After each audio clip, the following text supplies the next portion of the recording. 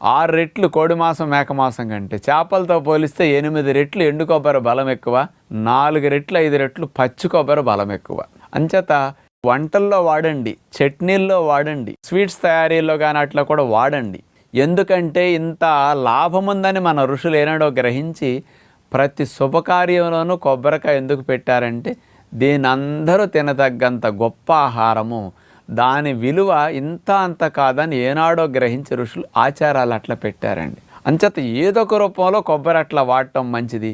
ఎవరికైతే పిల్లలు బలహీనంగా ఉన్నారో, కండ పట్టాలనుకుంటారో, ఎక్కువ శక్తి కావాలనుకుంటారో, ఆటలాడేవాళ్ళు కానీ, జిమ్కి వెళ్ళేవాళ్ళు కానీ, అలాంటి వాళ్ళు కానీ, గర్భిణీలు కానీ, బాలింతలు కానీ, తెలివితేటలు పెరగాలనుకునేవారు, మేధాశక్తి పెరగాలనుకునేవారు, ఇలాంటి వారందరికీ పచ్చి కొబ్బరి ఒక అద్భుతమైన ఆహారం. అందుకని ముప్పేట కాయ అంటారు.